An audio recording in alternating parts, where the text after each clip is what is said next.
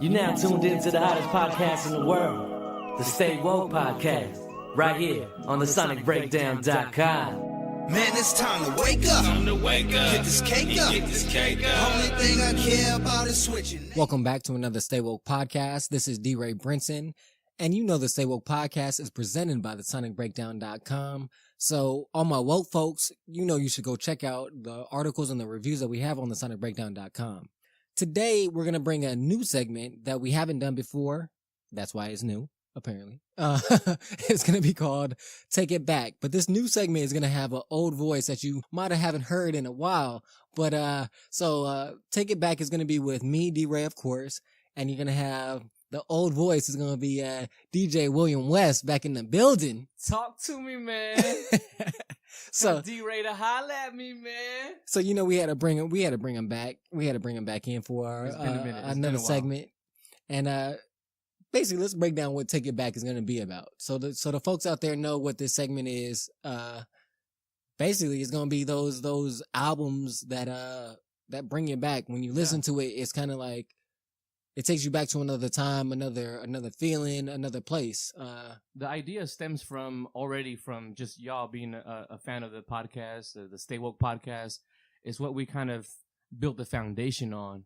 And then it just manifests into a lot of good things and a lot of different things, which is awesome.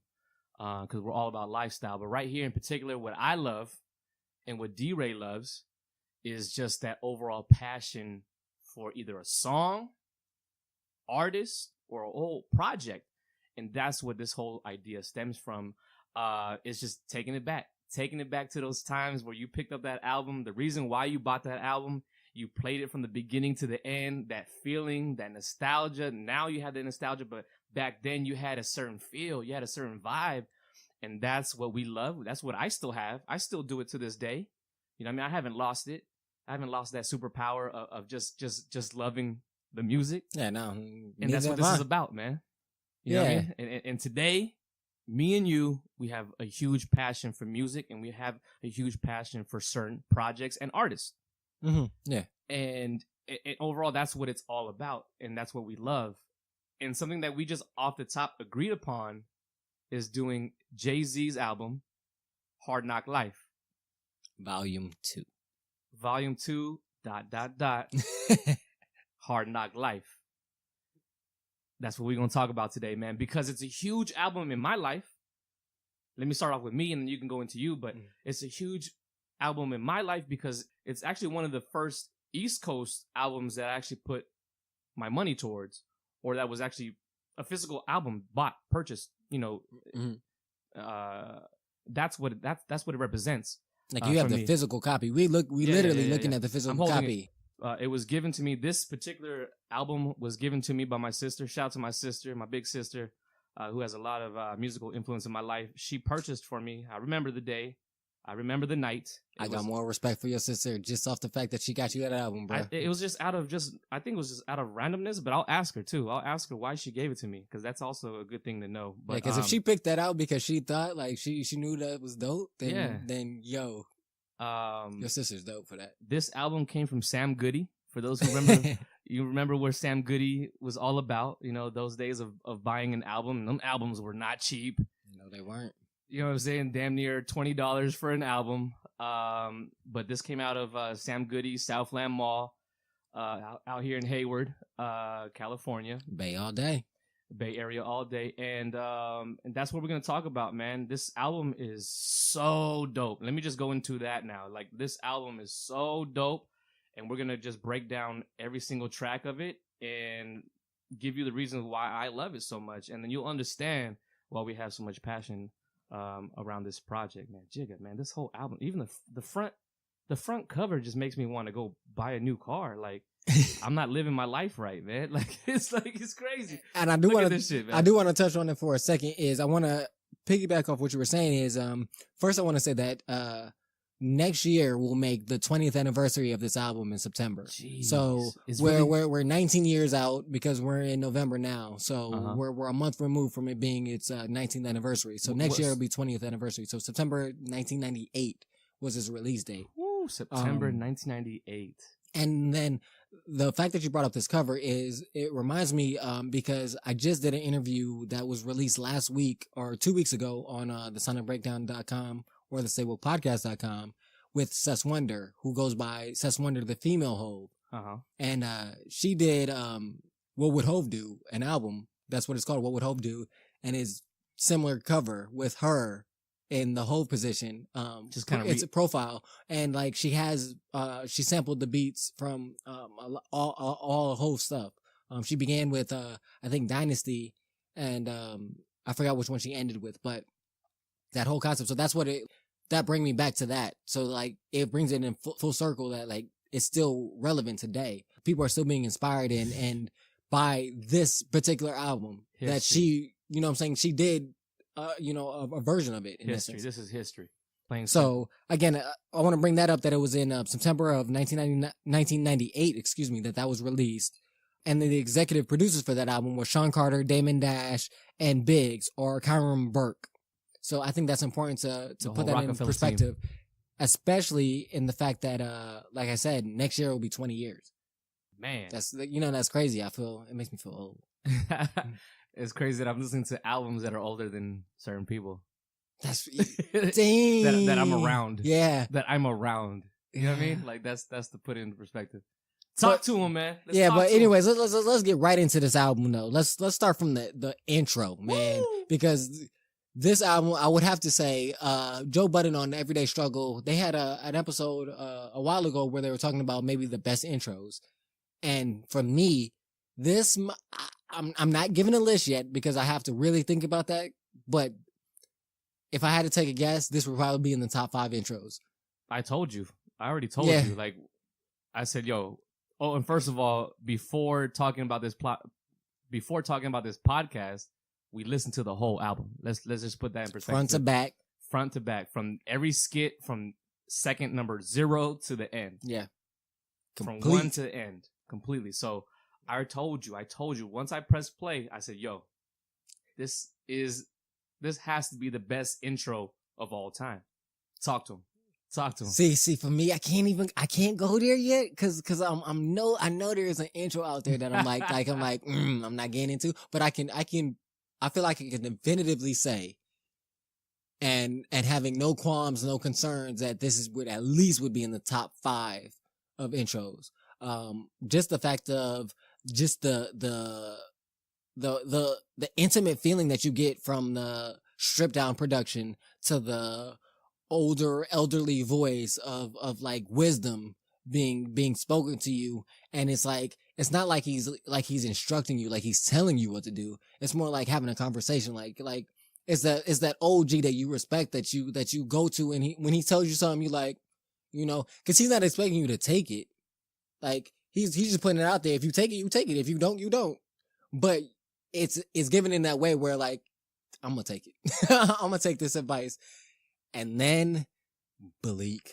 That's all I gotta say. This first track, again, we're talking about the intro. The first track, I remember I'm listening to this whole album and I'm just chilling in my bed. I had a bunk bed at the time. And I was staring up and just listening to this song. Perfect timing because that's the vibe that this track gives you. And let me just step back a little bit. This is Memphis Bleak giving you the intro to Jay-Z's album. That's what I wanted to say too. It's not Jay-Z. Jay-Z. The first verse that you hear, it's not even Jay's. It's not Jay-Z. It's an intro. Goes straight into Memphis Bleak. That's the intro. So hard. Let's talk about the production. The beat is by DJ Premier. DJ Premier, one of my top 2 producers of all time, and it just gives you, it sets the tone, man. It's just so hard. It's so New York. It's so gritty. It's so grimy. It's so apartment life. It's like, it's just all this, like, you get these different flavors from it. And he goes in, and I love this track because it's a track that I recite all the time. It's something that I use when I jog. It gets me pumped up. And this is just the intro, my G. This is the intro to Jay-Z's album. One of Jay-Z's arguably best albums of all time. But again, I just want to go back to the fact that the thing that gets you pumped is the production and Bleak's verse. Delivery. But it's not his album though. It's not. Like, that's the crazy, and we still respect it though. And it's not even the intro to Memphis Bleak. We've been knowing Memphis Bleak before this time. Like he was already in the picture, and this is nothing new. Like that's not a new. No, it's not like an up and coming. Like, well, it is an up and coming artist, but it's not. Yeah. It's not a brand new, fresh off the scene artist. So that to me, that's crazy. But I want to touch on, like, the fact that in the album or in that intro, it touches on the promise of Bleak. Yeah. On that he's the next Jay-Z, that he's the next incoming. And then, which is huge. Because that's the feeling that I had. Honestly, that's the feeling I had when I heard this album, because we talked about it as well. We'll get to a little bit later about Coming of Age. Yeah. That was really like one of the first tracks that I was like, oh shit. I was like, damn. I was like, oh, for reals. They're serious about this. Bleak is the next Hope. Like, and like I told you, I don't know if it was promoted that way, if it was marketed that way, or it's just that vibe that you got from when you listened to Bleak, or you knew where Bleak's position was. But I always had that idea, like, yo, he's the next Jigga. He's the next Jigga. Like, he's the right-hand man. No one else. No one else is the right-hand man to take that torch from Jigga, from Jay-Z. Nobody had the swag. Nobody had the style. Nobody had the lyrical content. There was a lot of people that had one of the components, but nobody had all of the components. And it felt like Bleak was that one. To be real, it felt like Bleak was the Hank Gathers of, Hank Gathers was supposed to be the next MJ. Has anybody asked Jigga? Has anybody asked Jay-Z, like, what was that whole you and Memphis Bleak thing about? Like, has that ever been brought up? Or I mean, I'm sure it has been. I'm not aware of those conversations, but this is D-Ray's conspiracy theory idea of, this is what I think is, in essence, was that's what's all about. Jay-Z saw himself in Bleak. He was like, yo, he got the lyrical aspect. He got that hood aspect. He's a hustler. He's gonna grind. He's street smart. He's business savvy. He has all the things that I see in myself. So he kind of bigged him up. And with that, and he still is. Yeah, and he still bigs him up. Like he said in the Black Album, what'd he say? I forgot the line. Basically saying that, if I die, Bleak will be living good somewhere. Something like that. I think it was on the Black Album. I'm saying still about Memphis Bleak too. He's still, don't think he's just because he's out of the scene, he's not in the spotlight, that he's still working. Like, he's still hustling. He's still got his own business on the side too. That's what he's made his money and he's invested, is what I'm trying to say. He's doing that. Yeah. So, but basically what I was saying is like that by Jay-Z bigging him up so much. And it's like, it would be like if MJ said to somebody else, oh, they're going to be just like me. There's so much anticipation, so much expectation that it's like, you have to be fucking amazing to live up to that expectation.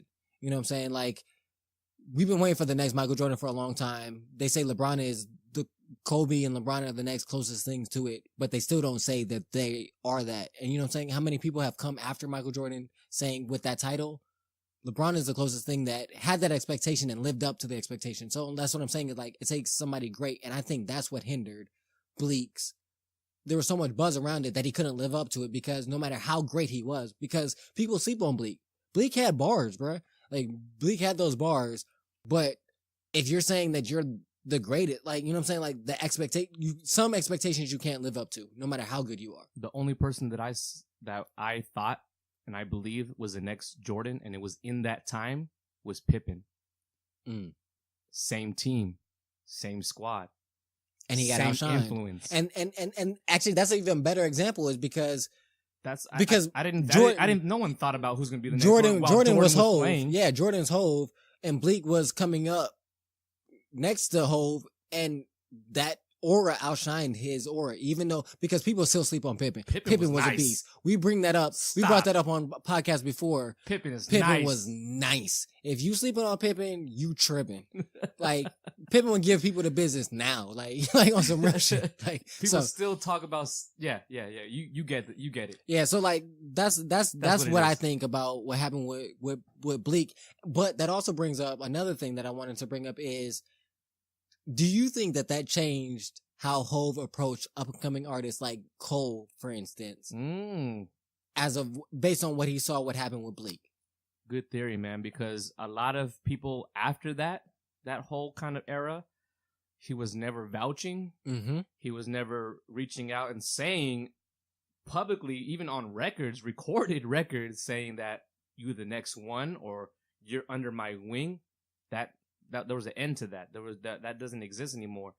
And to be honest with you, I don't know the exact answer to that question, but I can say that's the vibe I get. Like, you know, just like as you grow and you learn things, you touch the iron when the iron's hot, and you put your fingers back and you're like, yo, that's hot. Same thing right here. You don't mess with that, and you don't put that pressure, or you don't even just put that out there. You just let shit grow organically. And I think that's what Jigga did,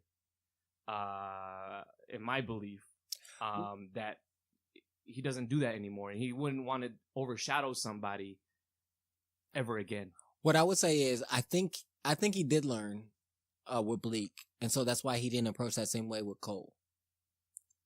But what I will say is, I feel like that has changed somewhat, because I think he's learned. I think he's learned.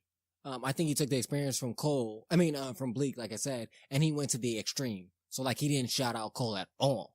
Like, he gave you features. He lets your bars and your lyrics do the talking. He's like, and didn't, validate or deny Cole at all. He just was like, you speak for yourself. But now what I'm seeing, I think then he learned from that lesson and was like, well, that kind of hurt Cole. Like, Cole could have been popping bigger than he is now earlier if I gave him a little bit of validation. Mm-hmm. And so I think that's what because recently with Vic Mensa's last album, oh my gosh, it's running a blank to me. Oh, the autobiography. Thank you. The autobiography that was released this year. Hove was saying, like, this is a really good album, basically. Like, this is a really good album. I stand behind this. But he tempered it by saying, like, he's like, nah, like with this one, he was like, Bleak is the next dude. You're just saying, no, this is good. with Vic Mensa, he's like, this is good.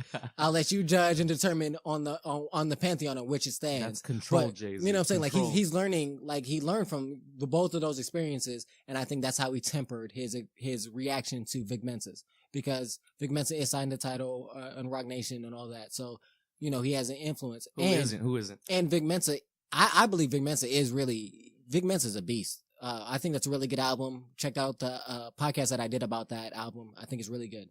Let's kind of segue out of Bleak and go more towards this album. Jesus, that was just the first track. Yeah, that's the first track. That shows you how deep that shit is. That's just the intro.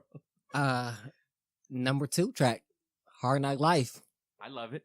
The ghetto anthem. The ghetto anthem. You don't love it as much as I love it. I love it.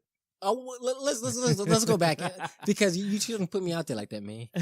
I like the track, but what I will say is, when I initially heard it, I just thought it was very commercial to me.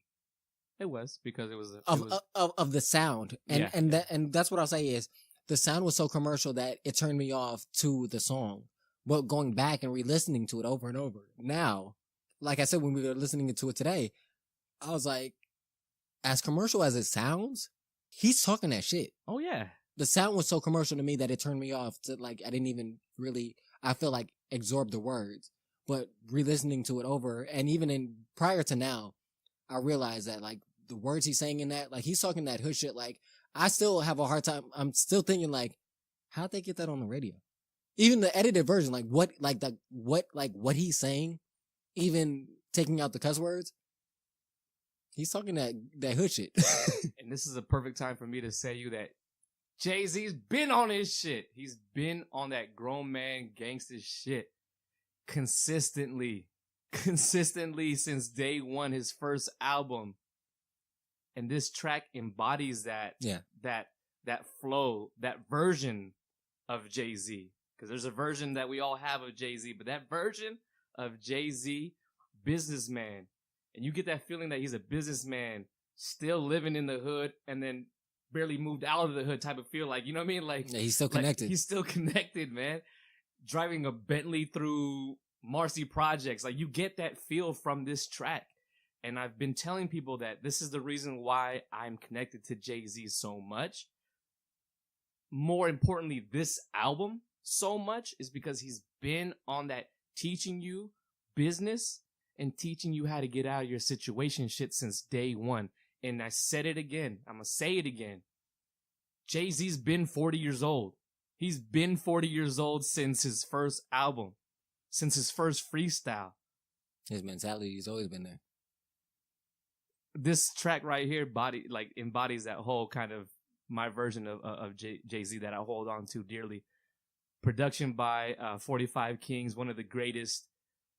And we're going to go into the productions too of each track. Like, it's just crazy how each track. The Annie sample on this one, yeah. Just overall, this whole album, there's so much collaborative energy and space and just sounds. There's so many different sonic properties that are so good. That if you just took out the sonic properties on the instrumentals and played it separately, you'd be like, there's no way this is a cohesive album. But yet it is still a cohesive album. It makes sense. Everything goes together to me. It's a hard knock life. Yeah, the Annie sample, and that's another reason that added to the commercial success of that album is just because that production everybody knows. And even if you're not sure where it came from, the play or the movie or the musical, you've heard it. You're just like, as well as, to me, the greatest thing about that sample, of them using that sample, is the fact of them taking what is considered in white society or American society or non-people of color society of, the downtrodden, somebody not getting the positives, like they say in the song, instead of getting kisses, we get kicked, getting the negative of things, but turning into a positive. How he's taking that and saying that, using that as a like it says, as a ghetto anthem. He's taking that as a representation for the hood. We get all this negative shit, but we still make it out. We still make it. Giving that positive, that's really what stuck out to me. I'm a fan of just subtle knowledge and subtle marketing. Like, this album, yes, it's not upfront like that. You know what I mean? It's not upfront that just that part of the whole Annie sample. Yes, it's a old classic. It could be cheesy to some people, but like, it's just subtly there that it's not overcasting the actual theme of the song. Yeah, it's that it's sleight of hand. It's making you think this is a happy Kendrick feel good thing, but I'm giving you some real shit here. Yeah. If it's really, just enough to capture it. Yeah, if you're really listening, like he said on another podcast, I'm not gonna give them, because it could have been poppy. It could have been one way. It could have been super poppy because of this sample, or far the other way. Exactly. Yeah. And it's just right in that middle where like it's just barely there, and you're captured. You're in tune, and you are paying attention to every single line that Jigga spits. Yeah, one of the lines that I wanted to highlight from that was when he's like, when my situation is improving, I'm trying to murder everything moving. Feel me? Like, just that idea of, that idea of I'm trying to prosper, I'm trying to improve my situation, and kind of justifying my actions. When you look at a situation, if you see a man stealing food, your first instinct is, oh, he's stealing. Mm-hmm. But then if you follow him a little bit more, you might find out that he's stealing that food to feed his kids. He's not even eating that food. He's giving it to kids, and it might not even be his kids. You know what I'm saying? But that changes your idea of who that person is, because you know more about him. So like, I just think that whole concept of, like, that is why people gravitate to Jay-Z so much, and why this track is highlighted and praised as much as it is. What's that line? I'm gonna be on top whether I perform or not. I went from lukewarm to hot. Sleeping on tours and cots. Come on, man. So yeah. Come on, man. But we can spend all day on each of these tracks. So we gotta keep it moving. I went from lukewarm to hot. I went from lukewarm to hot. Man, it's just the cadence of that shit. Let's move on to the next track. If I Should Die. Don't cry, man. I did songs with Mary J. Blige, my nigga. Come on, man. Man. Production by Swiss Beats, of course. Swiss Beats on that album. On that track. If I Should Die, featuring the Ranjas. One of the lines that that instantly takes me to for this track is, if it's heaven to me, is it considered heavenly? That really stuck out to me because like it's the idea of, and again, like for me, like when I see things, I break it down to like different things, and this one for me was more of a philosophical type of question. Is like that idea of, if it's good to me, does that mean that it's actually good? Because like, you know, you can take it in many different forms of like, even on like vices, like people like alcohol, people like drugs, but you know, there's a limit. Like you take it too far and it's not, you know, you can die, like, you know, things of that nature. Like, so where is the boundaries? What are those points? And who is determining that? Who's to say that? Because that's just the judging eye. Exactly. The judging eye. Like, just to me, like that just that line says so much. And it's only what, a few words. Yeah, it's like 9 words there. Yeah. Damn it, man. It says so much, and it just, to me, it shows to the fact of his intelligence, and you know, of these artists, that people consider rap and hip hop, you know, a dumb art, or you know, doesn't take much skill or intellect, but they talking about philosophical terms, philosophical ideas, you know, societal issues, but and they're breaking it down. And just even the title, If I Should Die, you know, like you said, if I should die, don't mourn, my nigga. Like this that idea of that I live on, that like you want to do something that carries on further than your actual life, you know, leaving legacies. And that's what the theme of this whole song is right there on all of the verses. Mm-hmm. Like it's leaving a legacy for your kids, that type of flow.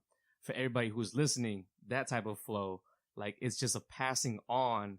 And if I should die, you're like, there's just a whole bunch of knowledge in this track. I love it. It's a jewel. And again, this whole album you can listen through from top to bottom. Yeah. Man, the beat, Swiss Beats, kills it. Yeah, it's definitely all verses from each person, 3 people that are participating in this track bodied it. It's just that they actually keep that theme in that track. And let's compare that to tracks nowadays where you can't get somebody to rap one bar to go with the theme of the track, the title of the track. Yeah, there's no consistent concept or theme. No, not at all. That's what I love. That's what I gravitate to. Like, if you have a theme, cool, I'm gonna rock with it. J. Cole has a theme, I'm gonna rock with it. Like, let's go.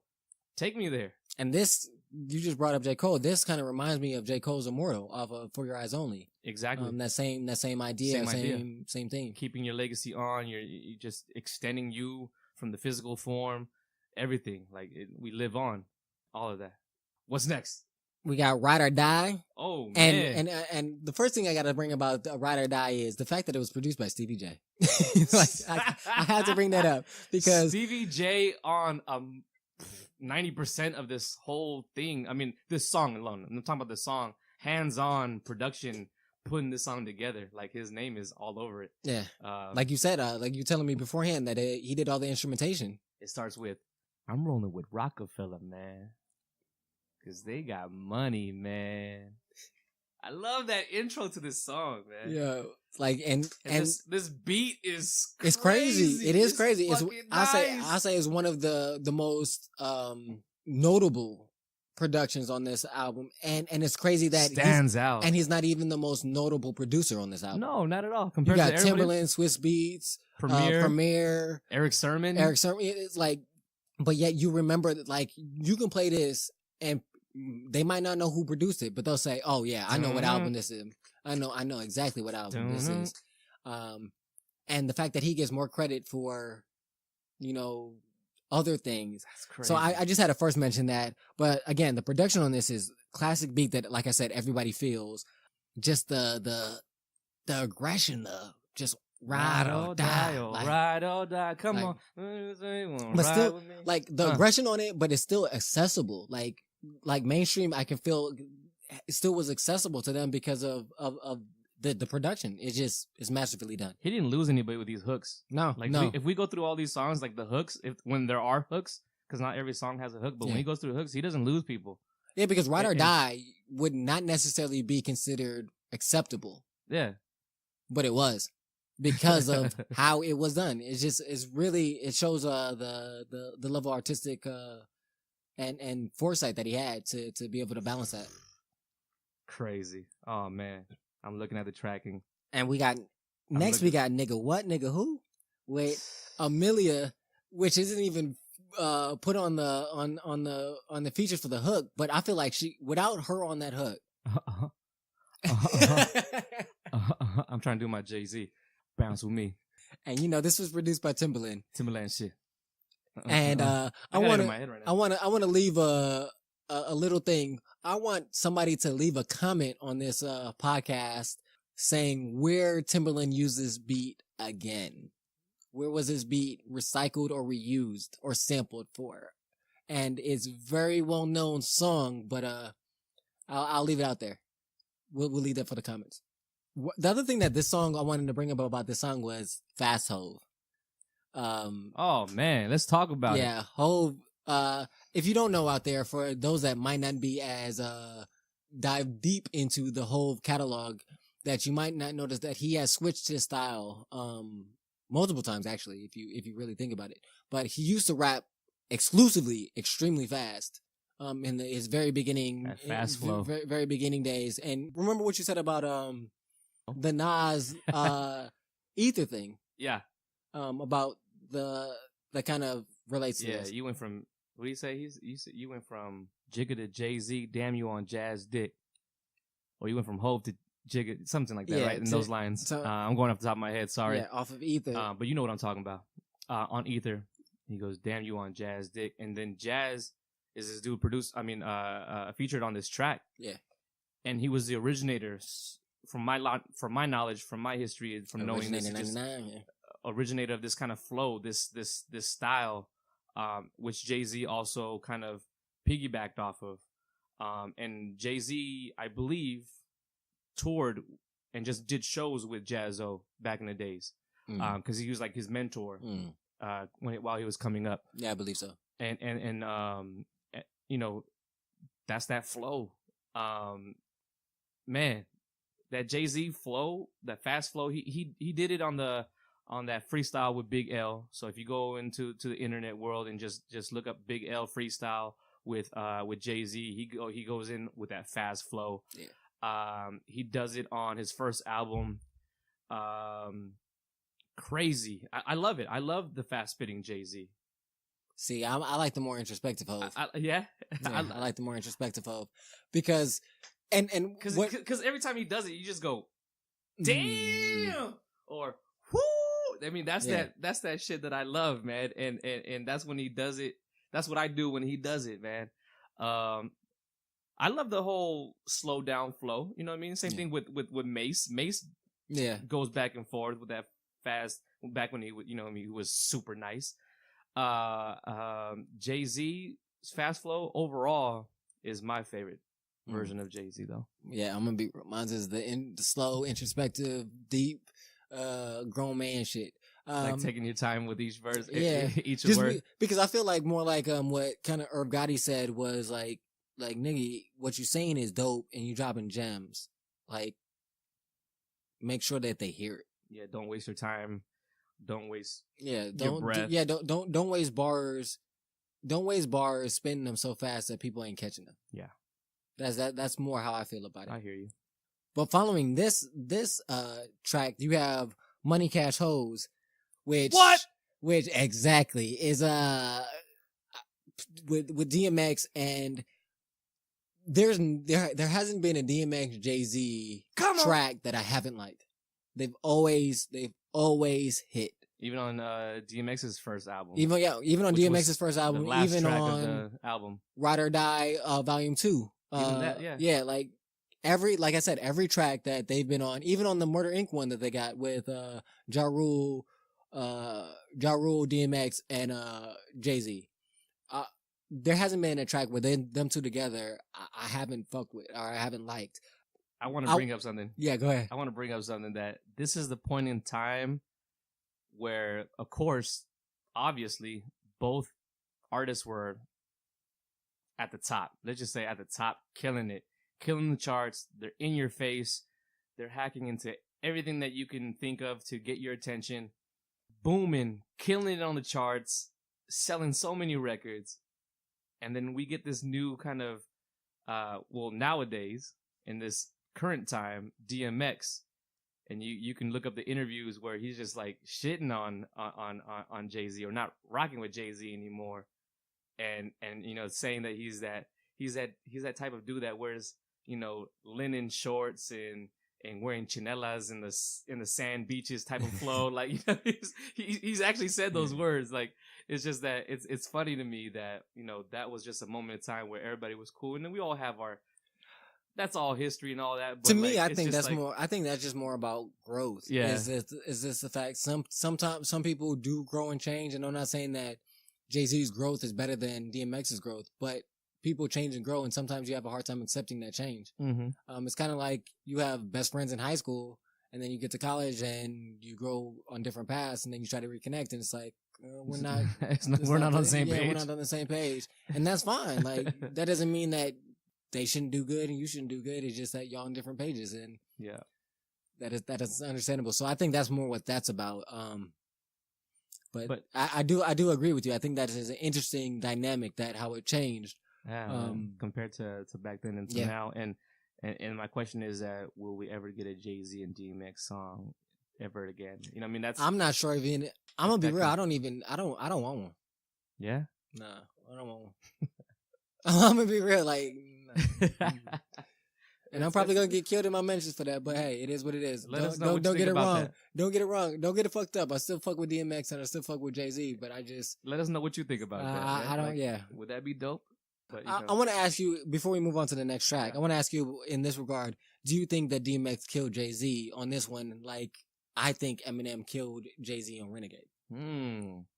On this one, it's 50-50 because you get a feeling, because it was kind of like it was produced, I would say, correctly, or it was produced right for. Yeah, it's a good balance. It's not suited from one more than the other. Even though, actually, I kind of think it was suited a little bit more for DMX than it was for Jay-Z. Yeah. But beat-wise, there's smoothness of it, too. Yeah, beat-wise, feel-wise, everything that, that was put together by Swiss Beats on this track, it feels like a DMX track, but it's kind of like you're bringing Jay-Z into a DMX world. But what I'm trying to say is that on this track particularly, you get the feeling that DMX is only the hook. At the end of the day, when you're done listening to the song, you think that DMX is only the hook. And that's where I was talking about. It's just that it was kind of put together correctly for Jay-Z, because it's Jay-Z's song, it's Jay-Z's album, and you don't get like a back and forth, one verse Jay-Z and then one verse is DMX. You get 3 verses, I believe, that are all Jay-Z, and then you get one small verse from DMX. You know what I mean? To kind of like, it's a perfect balance, like you said, but it's more. No, actually, it's not a perfect balance. It's more Jay-Z. It's more skewed to Jay-Z, which makes sense, being it's his album. Yeah. I love it though. Like, don't get it twisted. Yeah, I love it. It's a good album. It's a good track. This track is one of those tracks that stands out, and this is one of the tracks that you do remember from that time, from this album. Like, you know where it comes from. You know where it's at. Like, that was that time. And shit was heavy in the clubs. I remember it. Yeah, no, definitely. And heavy in the house parties for sure during the times where I was coming up. That's what it is, man. I definitely wanted to hear more DMX on it, though, for sure. Yeah, for sure.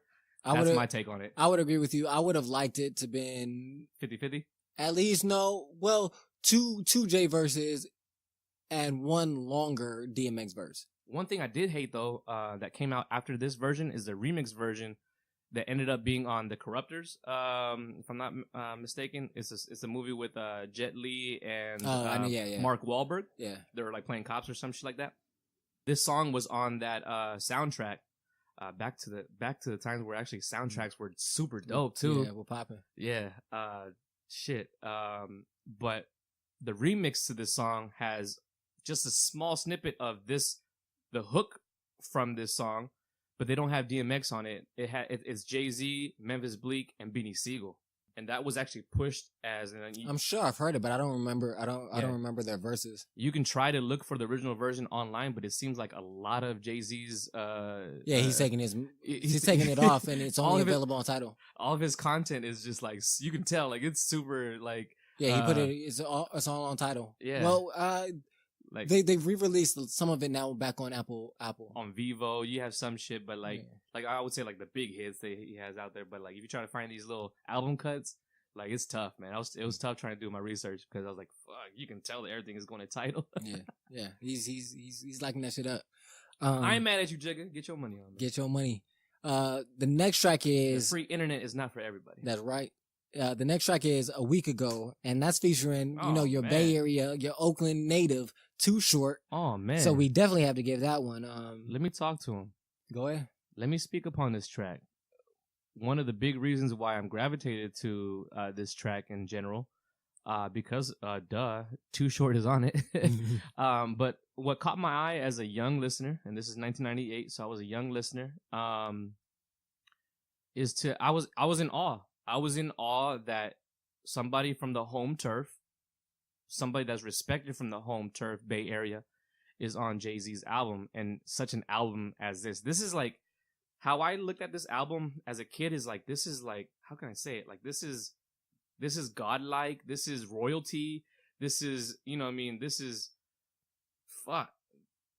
Millionaire boy status. Yeah. Like this is like that. This is that album, right? That upper echelon, that top tier. That Diddy, that Jay-Z, like these fools were already talking about it, and this is only his third album. But to find somebody looking at the back credits and looking at the back of the album and looking at all the tracks, you see Too Short's name in there in the middle of all these artists, and I'm like, this is so dope, man. And this is only halfway through the album, and you're looking at it and like, okay. I'm in. I'm invested. But this is, this album with having Too Short on this track, and then let me get into the rest of the feel of the vibe of this song. This song is about it was all good just a week ago. That whole feel of it's like people ratting on each other. People doing their thing, but someone else is hating. That type of whole vibe. You have haters on you. People always got an eye on you. Loyalty. Let me not mention. I forgot to mention. This track is his storytelling shit too. Yeah. That's what that was the. He's on his storytelling shit on this one. Straight storytelling. This was one of my favorite songs. This one actually, and the next one was literally one of my favorite songs. Off the entire project because of that whole process of that it was stories. Both of these are stories, and I just like the way that it's not rapping. It's a story. It's literally a storytelling, convenience, anything of that nature. And it was one of those things that I was like, okay, he can do it all. Like he can do it all. Like there's not a style of rap that he can't do. So, and then, like you said, the fact that you had, Too Short on it, another, a Bay Area native who can also do storytelling as well. That was also highlighted on this track as well. And then one of the lines that really, really, resonated and stuck out to me was, you still in jail, just minus the bars. Just that idea of again, going back to, it's about mentality of like, when Jay said it a while ago, of like I said before, of, I've been saying this stuff. I've been saying, that it's a mentality. It's about how you view yourself, how you see yourself, how hard you grind. Like, there's a lot of things that are in your control. He has been saying it, and this is just a line that's evidence of that. You're still in jail, just minus the bars. He's basically saying that you're jailing yourself. You're pigeonholing yourself. You're not allowing yourself to live up to the full potential that you could be. But again, that's just something that I took from this album. Or this track, rather. You rat bastards! That's what he said at the end. Yeah, so, like, I just, like, again, the storytelling is on par. Again, this was a really, really well done track. That resonated with me. Like I said, it's one of my favorite tracks of this entire album.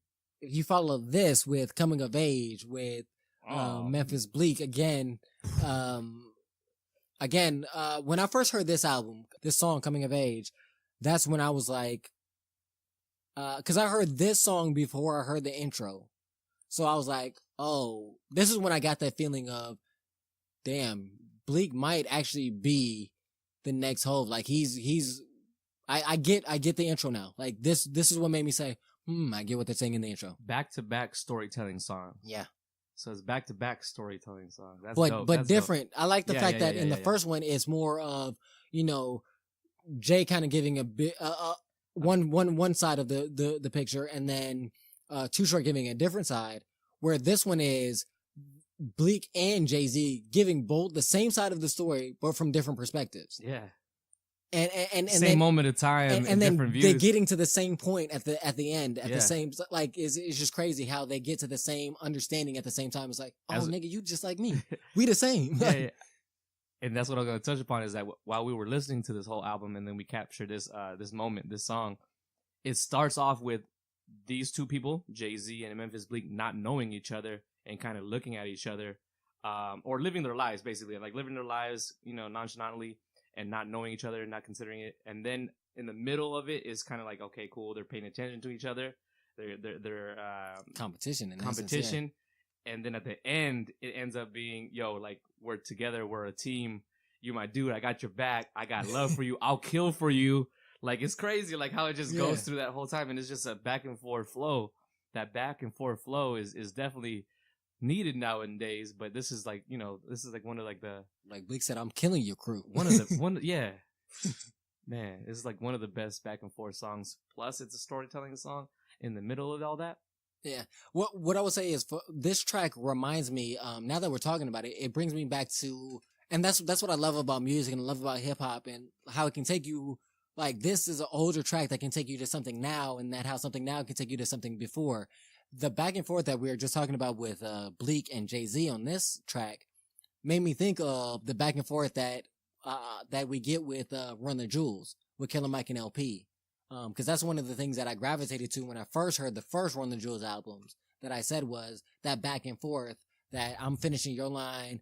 And the same thing that I said I liked on Watch the Throne.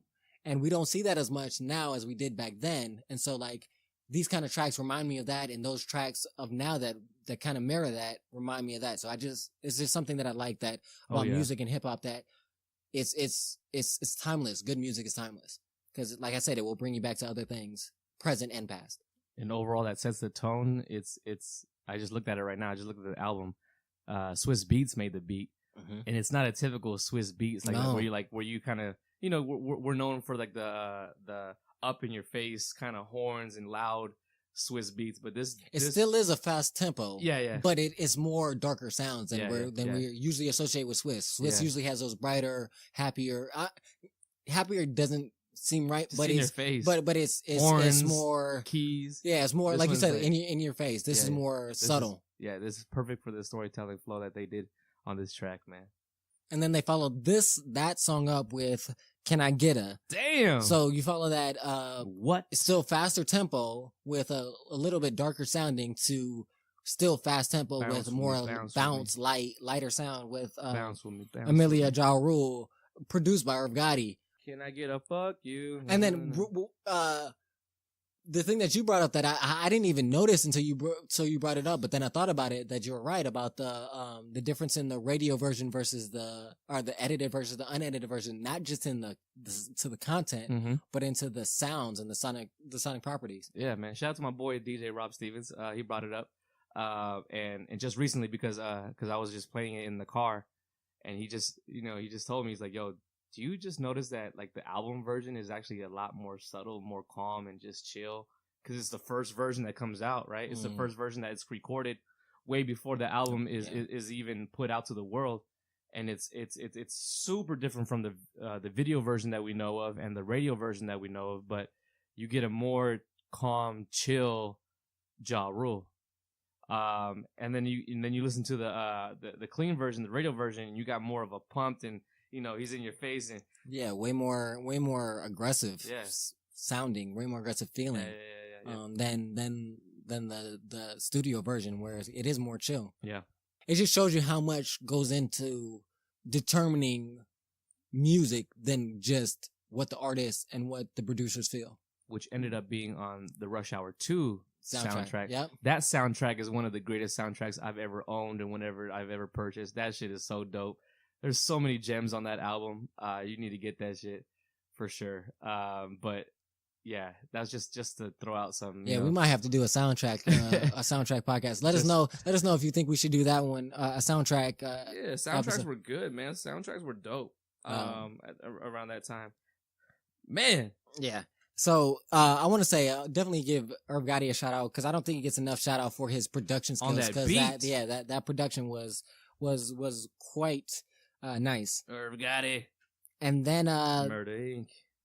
Following that, you got Paper Chase. Woo, produced by Timbaland. Timbaland, the king forever. Yeah. I can't wait to see that Timbaland Swiss Beats battle. Oh man, the beat battle? Yeah, they're supposed to have it. We just waiting. But the thing on this that stuck out to me was Foxy Brown. One thing that I remember. Let's talk about Foxy Brown. Foxy Brown, man. The one thing that I remember when I first heard this album was that Foxy was on it, and the thing that took me back was like it was like, oh damn, he knows a spitter. He knows a female spitter because he had Amelia and Foxy Brown now.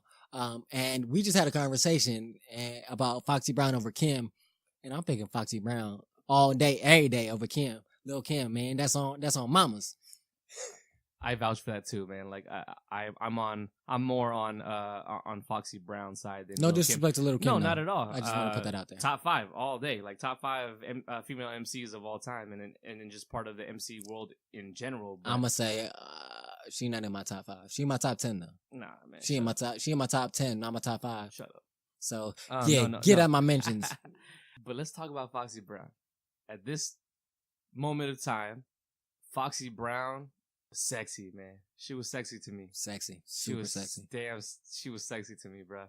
Like for real, like that's something. I'll put it out there.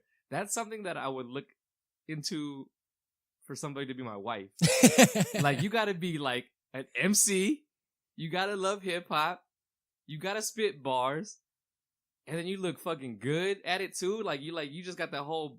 I don't even care if you don't clean or cook. But it's a realness about it though too. That for me, that's what it was about Foxy. It was all that everything that you just mentioned, but it was also the fact that it was a real like she wasn't putting on the front. She wasn't trying. It wasn't a gimmick. It wasn't a gimmick. It wasn't even like it's not that I'm trying. This is just me. That's what was so sexy about it. And now that we've say that, that's what I like about Rhapsody. Oh yeah. Is that it's that same thing is because I say Rhapsody has a sexiness about her too. But it's the realness I think that it is too. The realness in every it is not in just her bars, but it's in everything that she does. You like chicks and you can just feel it. You like chicks with short hair? You like bald chicks? I'm not gonna say no. What I'll say is I'm just hair does not matter. It's about the person. You like Amber Rose?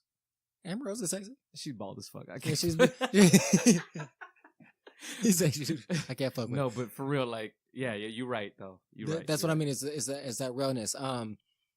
Foxy Brown holds her own on this song. The aggression and the grittiness of this song. She did it before on the album before too. Don't get it twisted. Yeah, no. Yeah, that's right. Ain't no like the one I got. Ain't no dead. Come on, man. She spits. So yeah, and actually that makes sense now. He already knew that she could spit though. Yeah. Yeah. Again, this track it goes hard. It's a very gritty track, a very hood track.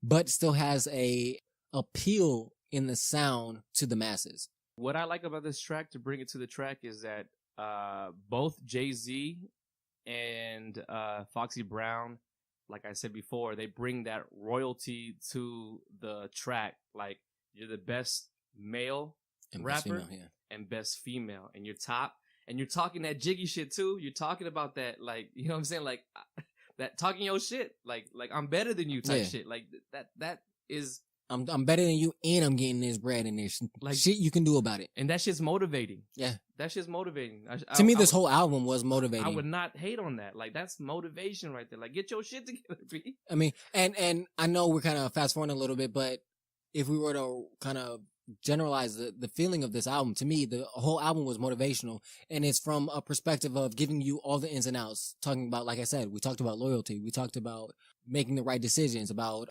picking the right people around you, having the right circle. All that's in here. Starting from the cover alone. Yeah. And then making the right business decision. I want to go to Reservoir Dogs because Reservoir Dogs is one of those tracks that has so many people on it, but at the same time, there's so many bars. When we were talking about this track, in my notes, I got bars. That's all I got. Exclamation points, bars.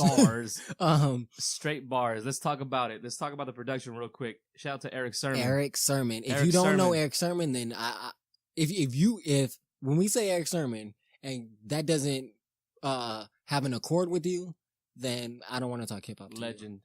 EPMD. I don't want to talk hip hop to you. EPMD with you, like Def Squad. We can't be friends. Legendary. Just touching on the production real quick is like if that production doesn't make you want to spit, shit's funky. This shit's funky. So nice.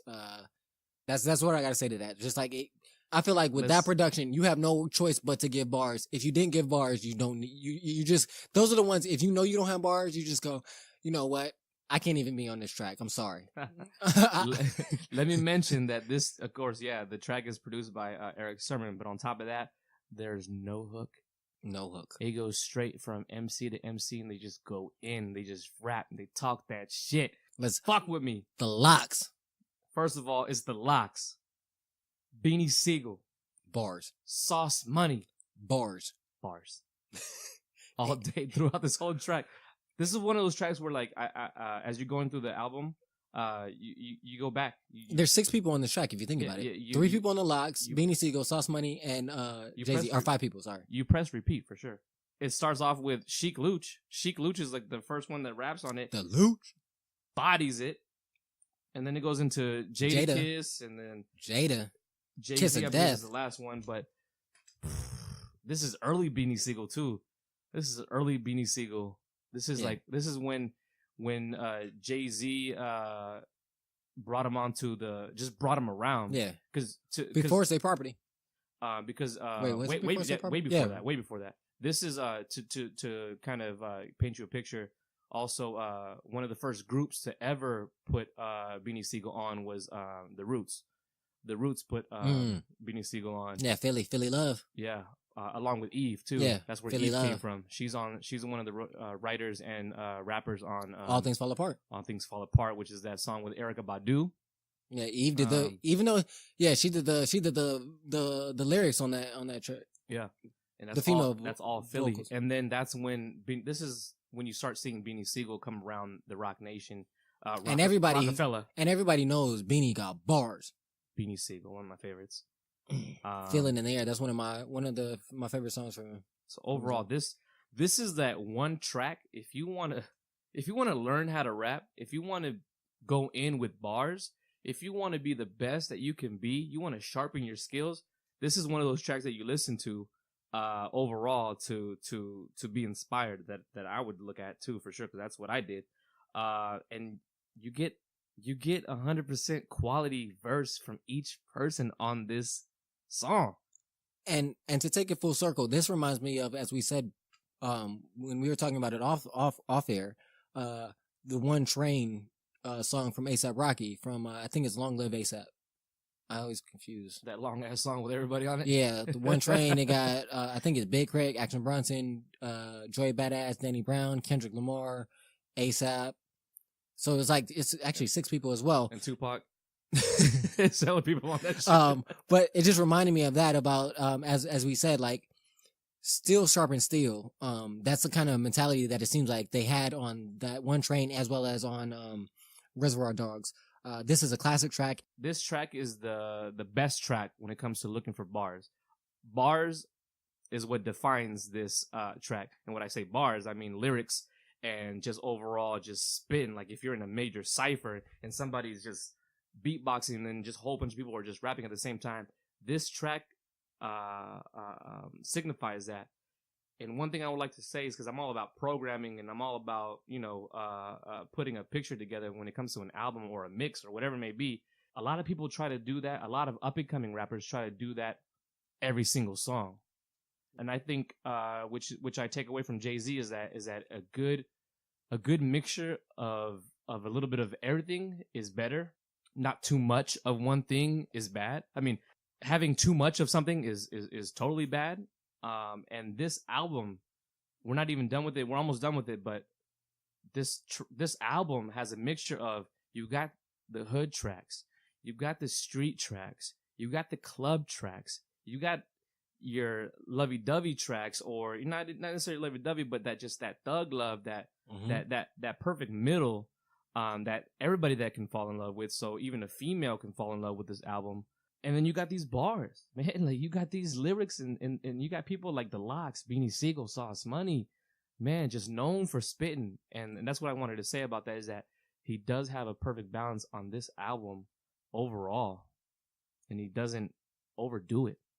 No, I would definitely agree with you on that this album is very well balanced. Which is the reason why I can listen to it from the beginning skit, the intro, to all the way to the end. But I think that's something that's consistent with Jay-Z, is that he's very aware of providing a balance, that he knows that most people want an overall experience. Just like in life, you're not happy all the time, you're not sad all the time, you're not mad all the time, you're not in love all the time. You know what I'm saying? You're gonna go through a spectrum of emotions, and to encompass life, it's easier to encompass a real life if you encompass all of those different aspects of it.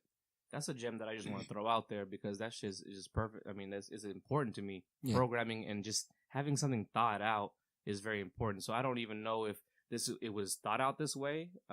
Yeah, if it was that was the intended purpose. If that was the overall intent, or it came together that way. But a gem that I want to pass on to everybody who's, either coming up or putting projects together. Think about what you're going to be putting out, and also organize it. Have some thought about it. Have an end goal to it. And not just be all one thing. Yeah. You know what I mean? That's just my gem to throw out there, if y'all want to listen at all. I mean, hey, blow it out like smoke. If they inhale, they inhale. I love the kids. Next track. Oh, shit. It's like that. One of my favorite tracks. I would say Kid Capri. I'll say top 5 tracks of this album. Produced by Kid Capri. It's called It's Like That. It's got Emil and her whole crew, where she was from, Major Coins. So that's my memory's coming back. See, my memory's coming back. See, that hip hop knowledge is coming out the vault. Hip hop knowledge, man.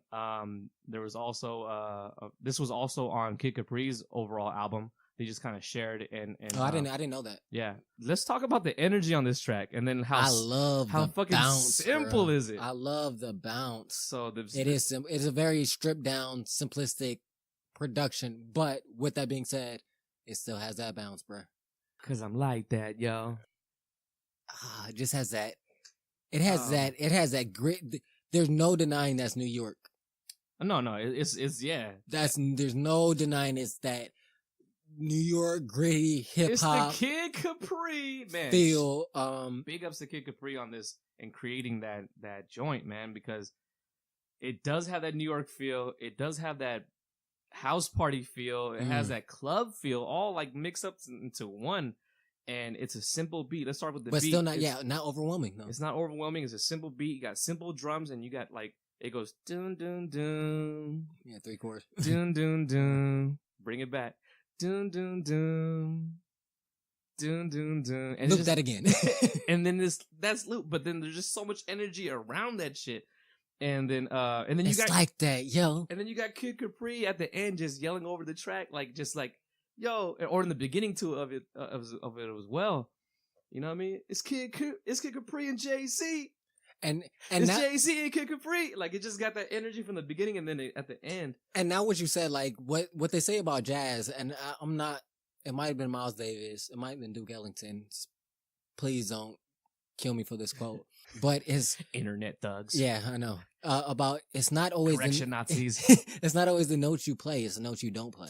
Man. And so that's what this kind of simplistic production kind of gets into you, is like the fact that it's so simple. It's the fact that if he played more notes on that, it wouldn't be as great as it is. It's the fact that he's not playing notes in areas that should not have those notes. What gives it, so that what brought me to that is that statement that you said about that. And this track has one of the most notable lines. One of Jay-Z's most notable lines. It's simple. I will not lose. That line right there. I will not lose. And it's not even what he said, it's how he said it. Exactly. Yeah. Like that. And he's been winning for a minute. That's where it came from. He's been winning for a minute, yo. He's been winning since his first word he spoke, man. That's what I love about him, man. And I'm not on his jock or anything, but like, there's just certain artists that I consider just quality, overall quality. And if you don't it's like, about a respect. if Respecting that hustle. Yeah, respect it. Like, if you don't like him right now, you know what I mean? Like, then all right, cool. It's gonna take you some time. Just like it took me some time. Mm-hmm. I'll be honest with you. Like, this album, it came out when I was in was it middle school? It was before high school, 1998. Like, I was listening to this and I was like, yeah, it's cool. I mean, it's not capturing me like that. And then as I got older and I started getting to high school and I started more like kind of, you know, finding myself and, you know, being more artistic and all that, I went back to this album like, yo, he's kicking that knowledge. He's wanting me to be a better person. Like, this is all the stuff that he's kicking history. And overall, like, you pick up from that. Like, that's what I took in. Like I got knowledge. Overall, I got knowledge from this album. And that was actually later in life after this album came out. It felt good when this album came out. I already know what it was. Yeah, it was a good listen, but it takes on different meanings. It's just like a book. Yeah. It's just like, you know, you can read a book when you're younger and then you get older and you reread that book and you're like, I understood the book when I first read it, or I understood the album when I first heard it, but I've gained so much more understanding of the different concepts because I no longer have knowledge. I have wisdom. And wisdom, if you listen to the podcast that I dropped about the moral dilemma, Reddy talks about the difference between wisdom and knowledge. Knowledge is you read a lot of information or you get a lot of information, but wisdom is learned experience. So we've have enough learned experience over time that we've determined that what he's saying, I get what he's saying because I have the wisdom of experiencing things that are related to it or that can be attached to it. That song actually marks the end of the album, actually, because those last two tracks are bonus tracks considered, are bonus tracks. Yeah. So technically, we've went through every track on the album. Let's quickly go through the two bonus tracks because we've been talking to y'all for a minute, so we want to, you know, we don't want to hold you too long.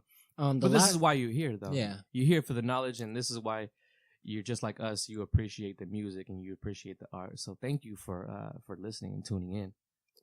I love you. So the last two bonus tracks is It's Alright with Memphis Bleak and then Money Ain't a Thing with JD. And both of those tracks were released as singles and pushed pretty hard. Yeah. Even considered that they're bonus tracks, you know what I'm saying? That's kind of an anomaly for a bonus track to be pushed as hard as two bonus tracks to be pushed as hard as singles.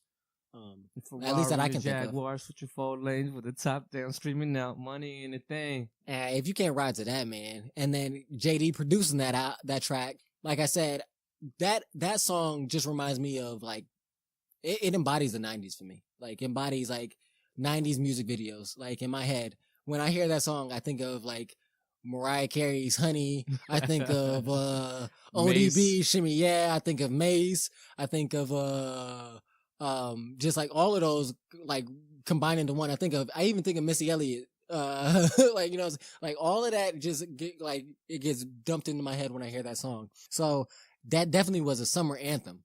Money Ain't a Thing. She go bye-bye with die-die and I ain't gotta say no more. JD had them bars though, man. That makes me question who wrote those bars. Do you think, I want to ask you, do you honestly think that JD wrote those bars? I did. I don't think he wrote those bars. But now that I'm older, I don't think he wrote those bars. And now that we're talking about it, I think it has one tone. So when it has one tone, somebody is controlling that and kind of collaborating on the idea. But this song was first on JD's album. JD's album, which was Life in the 1472. 1472. Yeah, and then that was for that album. And then this ended up being a bonus track on Jay-Z's album. Who knows, man? I don't think he wrote those bars. I asked you, I was like, who do you think wrote everything? Is it JD that wrote everything for the whole song, or was it Jay-Z? I think Jay-Z wrote those bars. Jay-Z, yeah. I think Jay-Z wrote those bars. What did Jay-Z say? I have no proof. I have no evidence, but that's my guess. What did Jay-Z say? And it's on this album. The Ghost Rider. and for the right price, I can even make yo shit tighter. Ooh. Roast niggas like yo. Smoke niggas like yo. Damn it, man. Hey, that nigga bars. And then I know I kind of skipped It's Alright, but Let's start with that one, and then we'll go into the money and thing. It's Alright. To me, that was a really good single. It was a really good song. It was a really good hit. Memphis Bleak kind of stood out on that track again to me. It was a club pop-ish, more mainstream song in its sound, and it was pushed that way, and it makes sense. And I think it fit that. I believe there was a video for it too. Yeah. There was a video for it, so it was pushed as one of the singles. One of the songs that I don't really like when I first heard it, when I first had the album, it was like one of those songs I always kind of halfway skip through, and I only played it as background music, to be honest with you.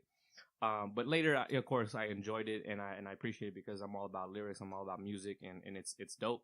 Overall, this whole album is dope from beginning to end. Again, yeah, to beginning to end. But I would when say it was brand new, it wasn't my favorite track. I'll say in the beginning it wasn't my favorite track, and it still isn't one of my favorite tracks. Okay.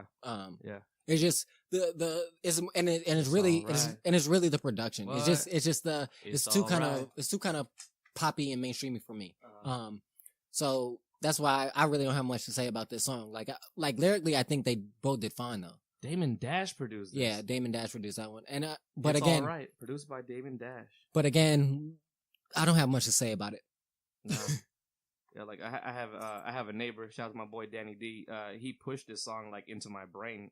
He was like, "Yo, this is my favorite song out of all the songs in this album." And I was like, "Yo, you crazy, man? Like this song's trash." But I ended up liking it later in life. That's what we just do, right? We grow and evolve and change. And that's one thing I want to say about this album to put it out there is that a lot of the shit that I listened to and a lot of things that I grew up on were ahead of my time. So it's good to go back into some old shit.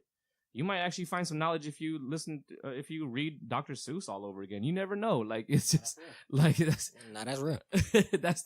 that's real. That's where my head's at. And so a lot of these albums, I'm just so fortunate and just blessed to actually still have this physical copy in my hand, because a lot of the albums that I do have, and it's either it could be records or CD form, I've sold it back to record stores, and I'm hating myself for doing that now as an older person. But when I was young, I was just trying to get my little $1 on, my $5 on, and just hustle and whatever, get my money back, get that bread back, son. But like nowadays, I'm like, yo, I wish I had all those albums that that I sold away, and now now they're like inflated. Like you try to get a single as the same price as an album and whatnot. But overall, this is a piece of history, man. Let's talk about that last track then, man. Because I know this hits hard for me because big in the house party scene, and then big when we were doing little teen parties and going out to little clubs that were for the teens. And this song was still big, as big as Juvenile's Back That Ass Up, which was big, and everything else. Even after this, it was the whole Jay-Z and R. Kelly era.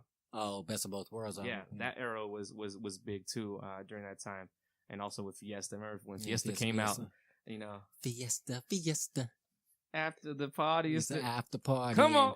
After the party is after party. Come on. The party we popping Chris. And after the original is probably this. Hey. So for what I'll say is to kind of wrap this up is overall, to wrap up, it's Money in a Thing. I thought it was a cool song. I really didn't fuck with it because again, it was similar to It's Alright. It was really mainstream for me. Mm-hmm. I didn't have a problem with it. It just that's not the song I'm going to.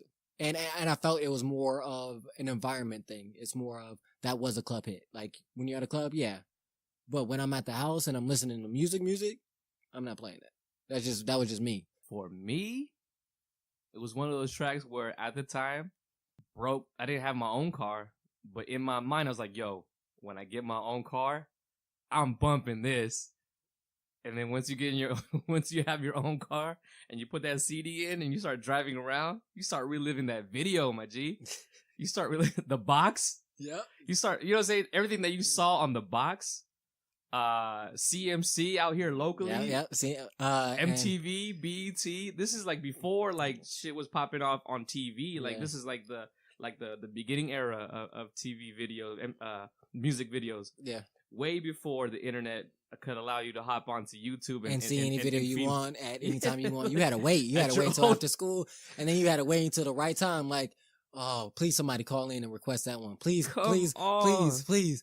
Yes, it's there. It's there. Like that Okay. was that feeling. That's the feeling I still get. Like, oh shit, man, I remember this shit. Like, I really thought like, yo, like when I do get my car, there's a bunch of albums that I'm gonna bring back and I'm gonna put it in my car and just ride to.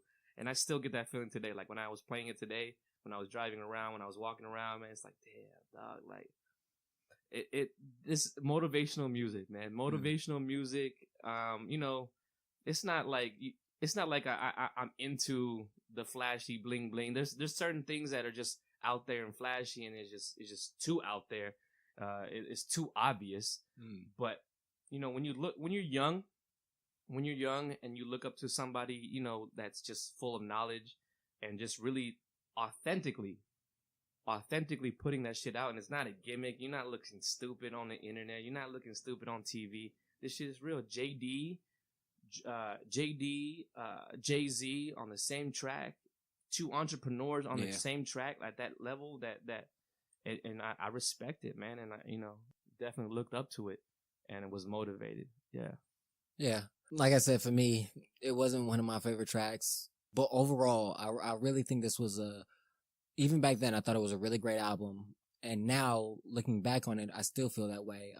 I even have more respect for Jay-Z in his ability to divulge information in a way where you don't feel like you're being belittled or told or being taught. That you ain't shit. Yeah. You know, saying like, you know, you ain't shit, so let me tell you what you need to know. Versus it's more of a like, I did it. You can do it too. like he says, follow me. Like big homie, like more like a big homie. Like I'm not telling you what to do, bro. I'm showing you what I did and what worked for me and what didn't work for me.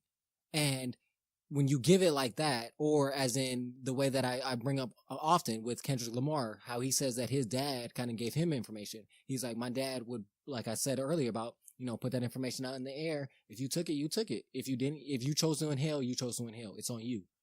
And I tend to gravitate to that kind of information more because I feel allow the choice to be yours to take that information.